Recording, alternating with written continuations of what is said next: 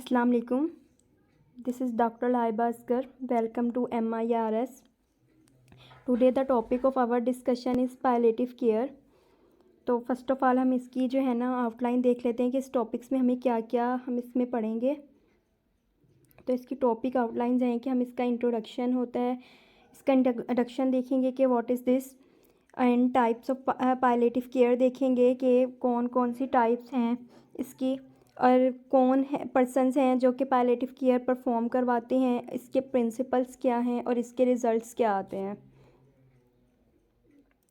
तो सबसे पहले हम डेफिनेशन देख लेते हैं कि पैलिएटिव केयर की डेफिनेशन क्या है। कि पैलिएटिव केयर जो है एक प्रोसेस है जिसके थ्रू हम पर्सनस की हेल्प करते हैं कि वो उन पर्सनस की जिनमें टर्मिनल इलनेस होती है और ताकि वो लोग अपनी फ़िज़िकल जिस्मानी तौर पर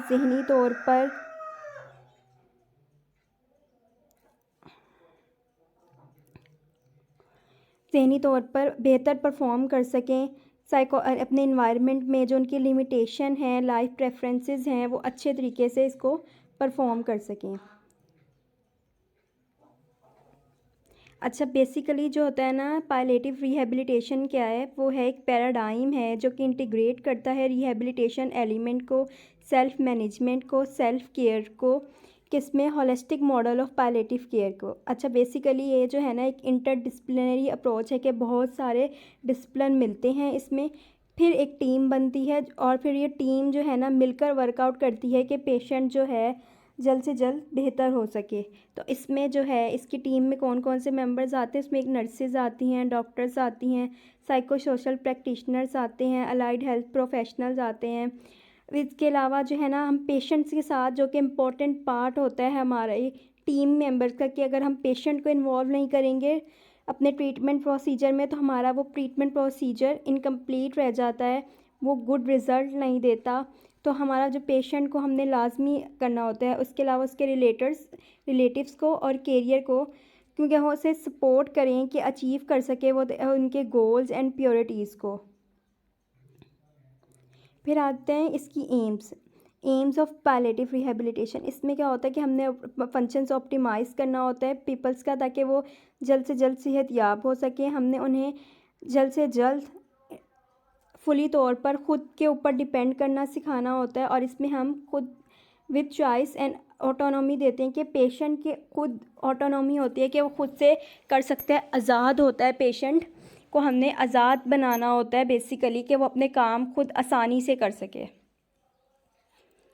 फिर आती हैं इसकी टाइप्स ऑफ पैलिएटिव रिहैबिलिटेशन। जो टाइप्स ऑफ पैलिएटिव रिहैबिलिटेशन है ना, ये 4 होती हैं, जिसमें आ जाता है preventative rehabilitation, supportive rehabilitation, restorative rehabilitation और सब एक्यूट रिहैबिलिटेशन। जो कि फ़र्स्ट 3 टाइप्स है ना, ये मैं डिटेल्स में अपनी प्रीवियस वीडियोस में एक्सप्लेन कर चुकी हूँ ऑलरेडी। ये वही सेम टाइप्स हैं जो कि सिंपल रिहैबिलिटेशन की टाइप्स हैं, लेकिन इसमें एक नई चीज़ है सब एक्यूट रिहैबिलिटेशन, मैं उसे एक्सप्लेन करने लगी हूँ अब। सब एक्यूट रिहैबिलिटेशन क्या होता है कि ये क्या रिक्वायर करती है, ये रिक्वायर करती है कि हम पेशेंट ने जो है ना डेली का 1 घंटा जो है ना एक्सरसाइज करनी है फ़िज़िकल थेरेपी की और 5 डेज़ इन अ वीक करनी है। तो हम इसको क्या कहेंगे कि ये सब एक्यूट रिहैबिलिटेशन है कि रोज़ का 1 hour and 5 days in a week, यानी एक हफ्ते में 5 दिन, और हमने मुसलसल एक्सरसाइज करनी है और एक दिन में 1 घंटा एक्सरसाइज करनी है।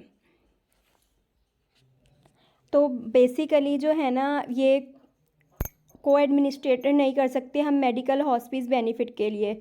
तो हम लोग जो है ना इसको करते हुए हमारे पास पैलिएटिव रिहैबिलिटेशन को जो है ना हमारे पास इंडिविजुअल की प्रोग्नोसिस अच्छी होनी चाहिए, हमें ये पता होना चाहिए कि ये फंक्शन रीगेन होगा, ओवरऑल गोल्स ऑफ केयर हम देखते हैं, तभी हम जो है ना इसको सब एक्यूट रिहैबिलिटेशन को जो है ना वो उनको हम अप्लाई कर सकते हैं पेशेंट पे।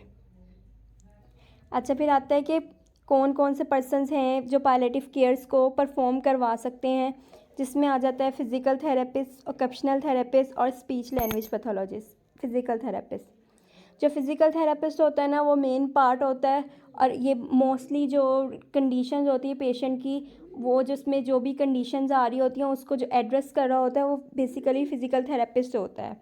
तो उसमें जो इसने मैनेज क्या करना होता है, मसल वेस्टिंग को, पेन को, डीकंडीशनिंग को, मोटर डेफिसिट्स को, जो कि अहम अहम कंडीशंस होती हैं, मस्कुलर पेन, जॉइंट्स पेन्स, इन सबको फिज़िकल थेरेपिस्ट ने एड्रेस करना होता है। और वो कौन सी इंटरवेंशन देते हैं, जिसमें इंटरवेंशन आती है ना, वो जो फिज़िकल थेरेपिस्ट परफॉर्म करता है वो ये होती हैं कि हमने स्ट्रेचिंग, स्ट्रेंथनिंग, एनवायरमेंटल मॉडिफिकेशन और इसके अलावा therapeutic different type of therapeutic exercise. लेकिन यहाँ पे जो है ना, हम एक चीज़ है कि हमने पेशेंट को एजुकेट भी करना होता है, यानी उसकी काउंसलिंग करनी होती है, पेशेंट की भी, केयर गिवर की भी, कि हम लोग रिस्क ऑफ फॉल जो है ना उसको कम से कम हमने करना होता है। और इसके अलावा हमने उन्हें इस बात पे भी एजुकेट करना होता है कि हम इक्विपमेंट यूसेज जो है उनको केयर गिवर को बेहतर करने के लिए हम अगर कोई इक्विपमेंट यूज़ करें तो हमने उसको उसका ट्रीटमेंट भी सारा बताना होता है कि ये ऐसे यूज़ हो सकता है, ऐसे यूज़ होता है, सारी इंस्ट्रक्शंस हमने देनी होती हैं। तो ये देख लें, एक फ़िज़िकल थेरेपिस्ट है जो कि एक बेबी को चलना, चाइल्ड को चलना सिखा ने उसकी हेल्प करवा रहे हैं। अब आ जाता है ऑक्यूपेशनल थेरेपिस्ट। ऑक्यूपेशनल थेरेपिस्ट ने ये क्या करना होता है, ये मैनेज कर रहा होता है और ट्रीट कर रहा होता है हमारी जो एक्टिविटी ऑफ डेली लिविंग्स होती हैं उनको, रिक्रिएशनल रिलेटेड प्रॉब्लम्स जो आ रही होती हैं, और उसके अलावा हमारी environmental, societal, work related problems जो होती हैं उन सबको डील क्या कर रहा होता है, ऑक्यूपेशनल थेरेपिस्ट कर रहा होता है। और बेसिकली ऑक्यूपेशनल थेरेपिस्ट का फोकस क्या होता है, फाइन मोटर एक्टिविटीज़ की ऊपर होता है कि इनको जल्द से जल्द वो रीगेन करवा सके। तो इसमें जो इंटरवेंशन जो ऑक्यूपेशनल थेरेपिस्ट इंटरवेंशन देता है वो कौन सी हैं, उसमें ये होम असेसमेंट देते हैं, केयर गिवर की एजुकेशन होती है, डिप्टिव इक्विपमेंट्स के हवाले से प्रिस्क्रिप्शन देते हैं, और डोमेस्टिक टास्क को ये मॉडिफाई करते हैं। ये देख सकते हैं कि जिस आप देख लें कि यहाँ पे पिक में हम बेसिकली नाइफ़ नहीं पकड़ सकते, तो हमने इन्हें बेसिकली एक नाइफ़ पकड़वाई है जिसके साथ हैंडल है, ताकि ये ईज़िली उसमें अपनी फिंगर्स को ग्रिपिंग दे कर सकें और सारे काम ईज़िली हो सके। अब आ जाता है स्पीच लैंग्वेज पैथोलॉजिस्ट। जो स्पीच लैंग्वेज पैथोलॉजिस्ट होता है वो उसका क्या काम होता है, उसने सारे ऑरल फ्रेंजियल फंक्शंस को जो है ना एड्रेस करना होता है, इनमें कॉग्निटिव कंपोनेंट्स को देखना होता है कि इन कम्युनिकेशन में है, ये असिस्ट करते हैं फीडिंग के साथ, इन कम्युनिकेशन करते हैं, एविडेंस बेस्ड प्रैक्टिस होती है इनकी। और जो ये मोडेलिटीज़ इनकी जो ट्रीटमेंट होता है, इंटरवेंशन होती हैं, वो क्या होती हैं, वो ये देते हैं कि वो वोकल ट्रेनिंग करवाते हैं, विजुअल कंप्रीहेंशन करवाते हैं, टंग कोऑर्डिनेशन टेक्निक सिखाते हैं, और उसके अलावा फूड मैनेजमेंट स्ट्रेटजीज़ करवाते हैं ये।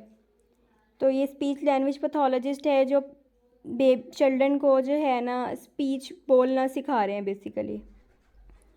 तो अब इसमें आ जाता है कि कौन कौन से पर्सन्स हैं who get benefit from palliative rehabilitation. तो इसमें आ जाता है कैंसर, और इसके अलावा नॉन कैंसर पेशेंट्स, कोई भी पेशेंट हो जिसमें टर्मिनल इलनेस हो, एंड ऑफ लाइफ चल रहा हो, उसके life saving days, muscular wasting, diminish endurance, skin breakdown हो, डिस्फेजिया हो, ऑर्थोस्टेटिक हाइपोटेंशन हो।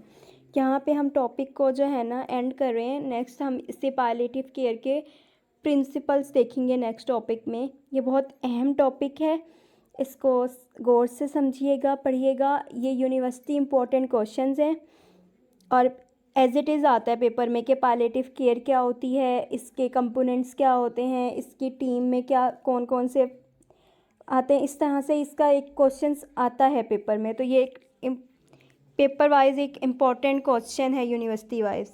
अल्लाह दुआओं में याद रखिएगा। इसके साथ ही अल्लाह हाफिज़।